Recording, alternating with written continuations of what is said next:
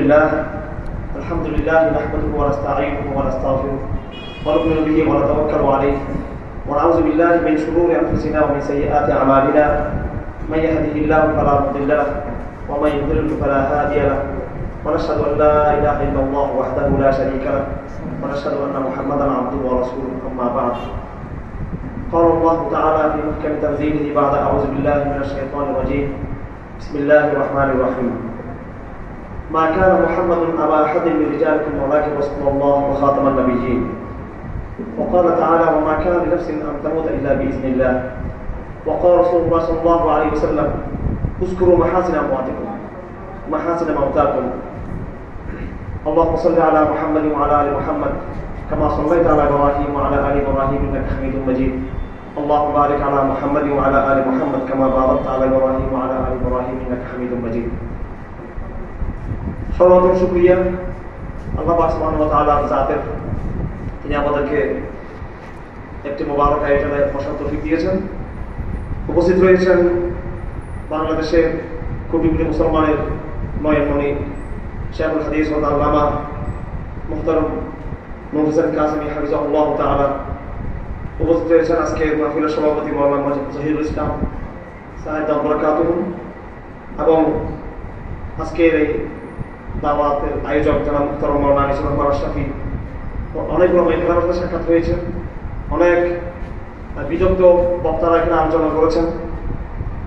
বাংলাদেশের প্রতিযোগিতা মুরব্বিয়ানে কেরাম এবং ওলামায়ে কেরাম উপস্থিত রেখেছিলেন, তাদের গুরুত্বপূর্ণ সারগর্ভ আপনারা আলোচনা আপনারা শুনেছেন।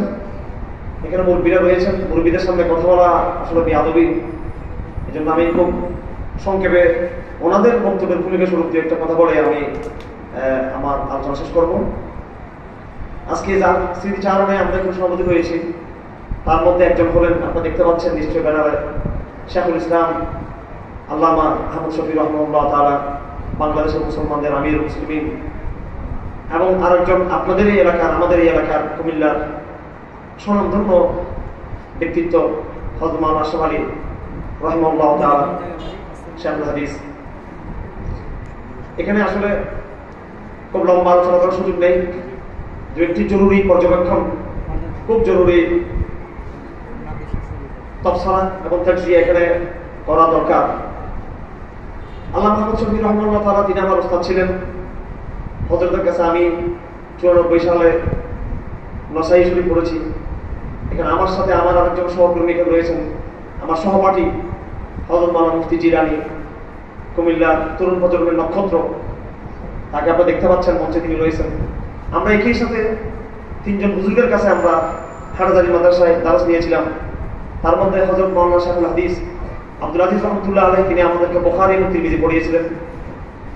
এত বয়োবৃদ্ধ 80 বছর 90 বছরের কাছাকাছি বয়সী হুজুর আমাদেরকে বুখারী প্রথম খণ্ড, বুখারী দ্বিতীয় খণ্ড, তিরমিজি প্রথম খণ্ড, তিরমিজি দ্বিতীয় খণ্ড, এটা বাংলাদেশে বর্তমানে এটা কল্পনাও করা যায় না। এই দুটো কিতাব ও 4টি খণ্ড পরিপূর্ণভাবে আমরা হযরত মাওলানা আব্দুল আজিজ রহমাতুল্লাহ আলাইহি, যিনি হযরত শাইখুল ইসলাম আল্লামা হোসেন আহমদ মদনী রাহিমাহুল্লাহ তাআলা স্বনামধন্য শাগিরদের মধ্যে ছিলেন। আমরা মুসলিম শরীফ পড়েছিলাম, সে সময় বাংলাদেশের মুফতি আজম এবং মুফতি মুজিবুর রহমাতুল্লাহ আলাইহির ওয়ারিস হযরত মুফতি আহমদ হক রাহিমাহুল্লাহ তাআলা তার কাছে। ওই সময় আমরা হাটহাজারী মাদ্রাসায় যখন ছাত্র ছিলাম, তখন হযরত আল্লামা আহমদ শফি রাহমাহুল্লাহ তাআলা তিনি মাদ্রাসার মুহতামিম ছিলেন। এবং হযরতের কাছে যখন এখন দায়িত্ব দেওয়া হয়, হযরতের বয়স তখন প্রায় তো সব পেরিয়েছে, তখন হযরতকে আমরা অনেকটা টকবক দেখতে পেয়েছি। হযরত বেশ স্মার্ট ছিলেন, তিনি লম্বা ছিলেন, হাঁটা চলার মধ্যে কোনো দুর্বলতা ছিল না। আমি খুব জরুরি একটা কথা বলে শেষ করবো, যেগুলো আমাদের হযরত সম্পর্কে জানা জরুরি। নানান ক্রিয়া প্রতিক্রিয়া আপনারা দেখতেছেন, ভালো মন্দ মানুষের থাকতেই পারে, মানুষ কেউ মাসুম না। ভুল মানুষ না বলে কে করবে? নবীও তার ভুল করতে পারেন না, তারা মাসুম। কিন্তু মানুষের এই নানান ইতিবাচক নেতিবাচক দিকের মধ্যে দেখতে হবে কোন দিকে মানুষের পাল্লা ভারী, এবং মানুষের তার মূল বৈশিষ্ট্য আমাকে আলোচনা করতে হবে। একটা আরবিতে কবিতা আছে, ফাল কমরু ফি খামসুন বাইয়িনুন আপনার হরিণকে যত সুন্দর মনে করি সেখানে কিন্তু হরিণেরও কিন্তু ইয়ে থাকে। আর চন্দ্রকে আমরা যতই আলোকিত মনে করি এখান থেকে দেখা যায় চন্দ্রের মাঝখানে কিছুই, কিন্তু চন্দ্রের মূল বৈশিষ্ট্য সেটা আমাদেরকে বুঝতে হবে। চন্দ্রের মূল বৈশিষ্ট্য চন্দ্রের পারিপার্শ্বিক সমস্যাকে থেকে অনেক বেশি তার মূল বৈশিষ্ট্য, মূল গুণাবলী। আল্লামা আহমদ শফি রহমাল্লাহ তাআলা খুব নিবিড়ভাবে আমরা পেয়েছি ওনাকে। হয়তো শেষ দিকে আমরা হয়তো বেশি একটা হয়তো বিড়তে পারি নাই, কিন্তু জীবনের একটা উল্লেখযোগ্য সময় যখন হযরত অনেকটা বলতে গেলে বুড়া জোয়ান ছিলেন, মানে বার্ধক্য অবস্থায় হচ্ছে তার মধ্যে একটা যৌবন ছিল, ওই সময়টুকু আমরা পেয়েছি হযরতকে কি হিসেবে পেয়েছি? মসনা হাদিসের একজন মুহাদ্দিস হিসেবে পেয়েছি, আমরা একজন ওয়াইজ হিসেবে পেয়েছি, তাসাউফের একজন মুরব্বী হিসেবে আমরা পেয়েছি, আমরা একজন দায়ী হিসেবে পেয়েছি, হযরতকে আমরা একজন মুজাহিদ হিসেবে আমরা পেয়েছি। হযরতের বৈশিষ্ট্য সম্পর্কে আমরাই কি বলবো? আমি শুধু একটা রেফারেন্স দিচ্ছি এখানে, সেটা সে সময় যখন হযরত ওস্তাদ ছিলেন যারা হারদানি মাদ্রাসা আব্দুল আজিজ রহমতুল্লাহ আলাইহি, যার কাছে আমরা বুখারী পড়েছি, হযরত আব্দুল আজিজ সাহেবের কাছে রহমতুল্লাহ আলাইহি প্রায় 4-5 প্রজন্ম তার কাছে বুখারী এবং তিরমিজি পড়েছেন। যেমন আমার আব্বা, উনিও তার কাছে তিরমিজি পড়েছেন, আবার আমরাও তার কাছে তিরমিজি পড়েছি, আবার আমাদের পদের যারা আরো আগে ছিলেন তারাও তিরমিজি পড়েছে, আবার আমাদের পরে যারা তারাও তিরমিজি পড়েছে। মানে 5-6টা প্রজন্মকে হযরত কিতাব পড়িয়েছেন। তিনি আল্লামা আহমদ শফি হুজুরেরও উস্তাদ ছিলেন। হুজুর বলতেন এই কথা, আমি চট্টগ্রাম ভাষায় বলতেছি, যেভাবে হুজুর থেকে শুনেছি আমরা এক সনদে, হুজুর বলতেছেন ওয়া আহমদ শফিরে আল্লাহ উড়িয়ে দিয়েছে তাহাজ্জুদের কারণে। হুজুর আরো একটু রস দিয়ে বলতেন, জিনাদি সাহেব অনেক বেশি কাছে ছিলেন আব্দুল আজিজ সাহেব রহমতুল্লাহ আলাইহি, এবং আমাদের এগুলো ইনশাআল্লাহ তোমাকে দেখে যে কুমিল্লার এই লোকটা, হ্যাঁ উনি আব্দুল আজিজ সাহেবের এত কাছাকাছি, ওনার বই বহন করতেন, খুব মহব্বত করতো, খুব স্নেহ করতো। তো হুজুরের কত ঢং ছিল কথা বলার। আহমদ শফি সাহেব ওনার ছাত্র ছিলেন আব্দুল আজিজ সাহেব রহমতুল্লাহ আলাইহি। তিনি বলতেছেন যে কথা তিনি চট্টগ্রাম ভাষা বলেছেন, সেটা অর্থ হলো এই যে আল্লাহ আহমদ শফি সাহেবকে তাহাজ্জুদের নামাজ তাকে উপর উঠিয়েছে। এটা ওনার ছাত্রদের কথা না, ওনার উস্তাদদের কথা।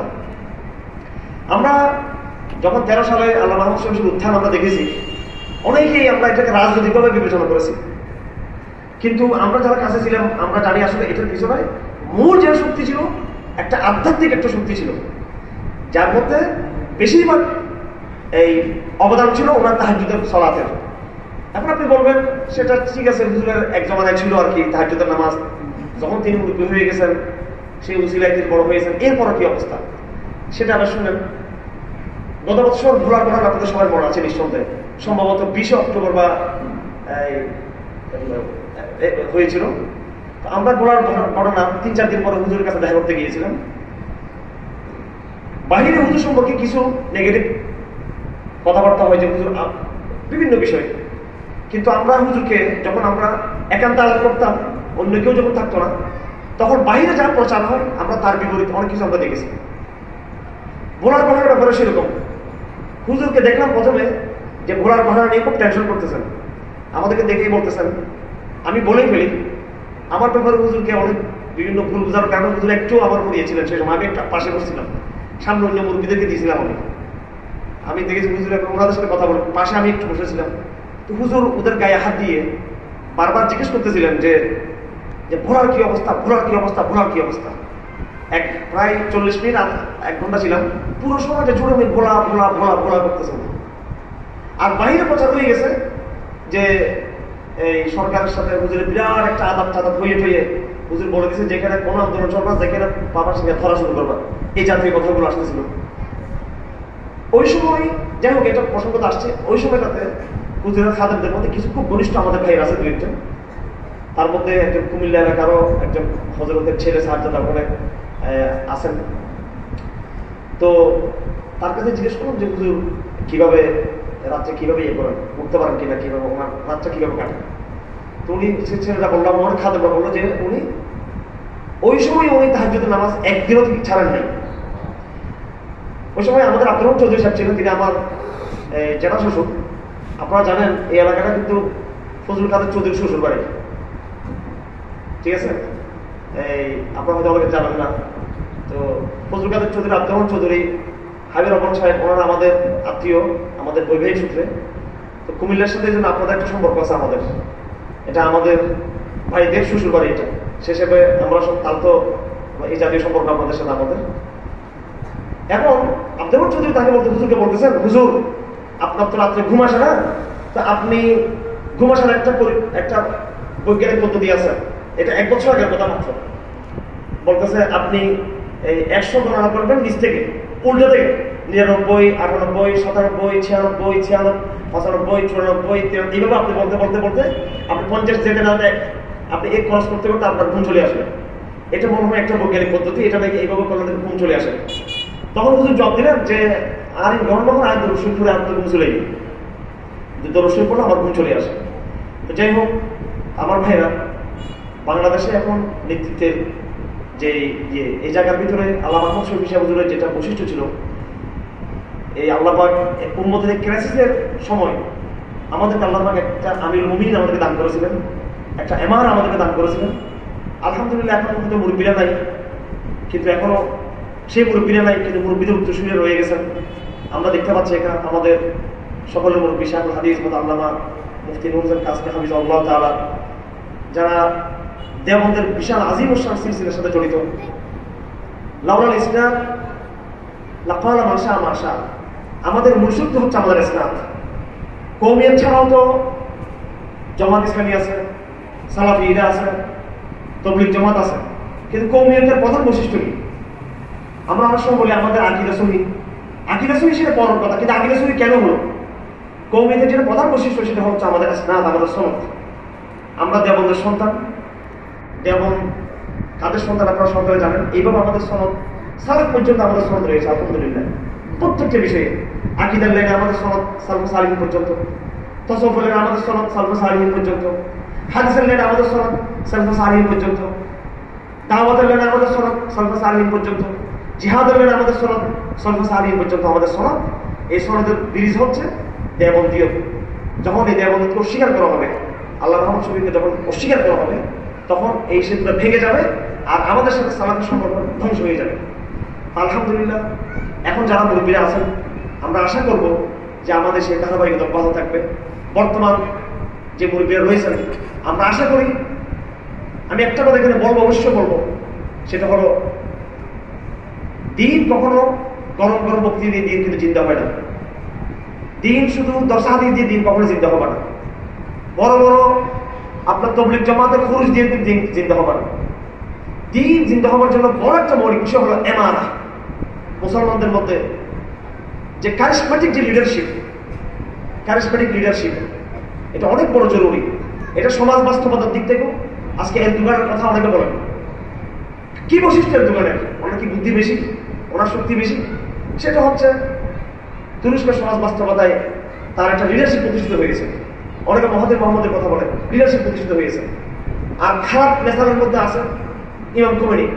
অনেক সময় তাকিদের মাঝে বিমাইশ বাহজাম একটা কথা আছে, তাকিদের মাঝে বিমাইশ বাহজাম, ইন্নাল ইসলাম লা ইয়ারজুল আল মদিনা কামা তারজুল হাইয়াতুল জুহরিহা। ইসলামকে সাথে সাথে তুলনা করা হয়েছে গর্ত ডুবের ক্ষেত্রে। সেই সময় ইসলাম মদিনাতে ডুবে যাবে, এটাকে বলা হয় তাকিদুল মাথা। ইমাম খুমেনির কথা বলি খারাপ উদাহরণ হিসেবে। একটা লিডারশিপ ছিল, এমারা ছিল, এবং খোরাসানে মোল্লামার কথা আমরা জানি একটা এমারা। এই যে লিডারশিপ, এটা ইংরেজি বলে লিডারশিপ, আরবিতে বললে এমারা। এই এমারার জায়গাটা যখন দেখি ঠিক হয়ে যাবে, পুরো জাতি তখন তার পিছনে ঐক্যবদ্ধ হবে। আপনারা দেখেছেন আল্লাহ মাহমুদ শফি সাহেব রহমতুল্লাহ আলাইহির নেতৃত্বে, ওনার নেতৃত্বে আমরা কি দেখেছি?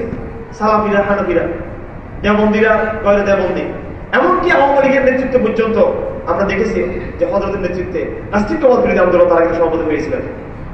তা আমরা আশা করি যে আগামী দিনেও বাংলাদেশে আমাদের মুরব্বিয়ানা কেরামের মাধ্যমে এই নেতৃত্বের শূন্যতা কেটে উঠুক। আমার শুধু এতটুকু বক্তব্য, আল্লাহ পাক আমাদের সে ধারাবাহিকতায় যেন আমাদেরকে তৌফিক দান করেন, যেন এই উম্মাহ যেন আর হতাশ না হয়। তারা বরং রাসূলের ইন্তেকালের পরে হযরত আবু বকর যেই নেতৃত্ব দিয়েছিলেন, আবার আবু বকরের ইন্তেকালের পরে ওমর যে সাহসিকতা নেতৃত্ব দিয়েছেন, আমরা আশা করবো মুরব্বিয়ানা কেরামদের কাছ থেকে ইনশাআল্লাহ ওনারা আমাদেরকে এরকম বরিষ্ঠ নেতৃত্বের মাধ্যমে এই জাতিকে চূড়ান্তম ধারা ইনশাআল্লাহ গন্তব্যের দিকে তারা নিয়ে যাবেন ইনশাআল্লাহ। গতকালকে আমরা দেখেছি সেটা একটা এক্সপ্রেশন ছিল, একটা শোডাউন। একটা বাণিজ্যিকে আমরা মনে করবো এটা জাস্ট আমাদের একটা প্রাথমিক একটা আমাদের বহিঃপ্রকাশ। এবার আমরা চেষ্টা করবো সাংগঠনিক শক্তিশালী সিস্টেমের মাধ্যমে, সুরে নিজামের মাধ্যমে, এমআরএ নিজামের মাধ্যমে ইনশাল্লাহ আমাদের মুরব্বীরা কারণ যদি সামনে আগান, আমরা ওনাদের শুধু পিছিয়ে থাকবো না, আমরা ওনাদের পিছনে থেকে জান দিয়ে দিব। আমরা ইনশাল্লাহ জান দিয়ে দেবো। আমাদের অনেক দায়িত্ব এই দেশে ইসলামকে প্রতিষ্ঠা করা। রসুলকে গালি দিলে শুধু তাদের জন্য মিছিল করা শুধু আমার দায়িত্ব না, বরং পরিপূর্ণ খেলাফত আমরা কায়েম করতে চাই। আমরা ভারতের আগ্রাসন মোকাবেলা করতে চাই। 10 লক্ষ এই যে রোহিঙ্গারা এখানে প্রবেশ করেছেন, তাদের মোকাবেলা, তাদের বিষয়ে আমাদের সিদ্ধান্ত নিতে হবে। আপনারা জানেন না, একটা তথ্য দিয়ে শেষ করে দিচ্ছি। বাংলাদেশের বর্তমানে ভারতের কথা আমরা কথায় কথা বলি, ভারতের কথা, কিন্তু বাংলাদেশে ইদানিং মাত্র 1-2 বছরের ভিতরে ইসরায়েল রাষ্ট্র আনুষ্ঠানিকভাবে তারা বাংলাদেশের জন্য তারা চেষ্টা করতেছে। তারা বলতেছে সৌদি আরবকে আমরা হাতে নিয়ে ফেলেছি, আমিরাতকে নিয়েছি, বাংলাদেশকে টুমোরো আমরা বাংলাদেশকে আমরা হাতে নিয়ে ফেলবো। আমরা কঠিন চ্যালেঞ্জ আমাদের সামনে আসতেছে। আপনারা মনে করছেন ফ্রান্সে কিছু কার্টুন প্রকাশ হয়েছে না, তারা আরো ভয়াবহ পদক্ষেপের দিকে তারা যাচ্ছে। অন্য সময় লম্বা সময় থাকলে সেখানে বিস্তারিত বলবো। সুতরাং আমাদের কাজ বেড়ে যাচ্ছে, চক্রান্ত অনেক গভীর হচ্ছে চক্রান্ত। কালকের বিশাল গণমিছিল দেখে আপনি যদি আত্মতৃপ্তি মুখ করেন যে আমরাই শক্তি, ইহুদিরা কিন্তু মনিটরিং করতেছে, কিন্তু এগুলো পরিষ্কার মনিটরিং করতেছে, তারা সিদ্ধান্ত নিচ্ছে এই বিশাল শক্তিকে কিভাবে সাকার করা যায়। এই জন্য নেতৃত্বের এখন বিরাট চ্যালেঞ্জ, বড় চ্যালেঞ্জ। আল্লাহ পাক সুবহানাহু ওয়া তাআলা আমাদের নেতৃত্বকে, আগামী মুরব্বিয়া কেরামকে আল্লাহ পাক ওইভাবে সাহায্য করুন যেভাবে কথা আবু বকরকে আল্লাহ পাক সাহায্য করেছেন। আল্লাহ পাক তাদের কিভাবে সাহায্য করুন যেভাবে ওমর খাত্তাবকে আল্লাহ পাক সাহায্য করেছেন। এবং আল্লাহ পাক তাদের নেতৃত্বের পিছনে ঐক্যবদ্ধভাবে আমরা যুব সম্প্রদায় দল মত নির্বিশেষে যেন তাদের পিছনে থাকতে পারি সেই তৌফিক আমাদেরকে দান করুন। ওয়া আখিরু দাওয়ানা আলহামদুলিল্লাহ।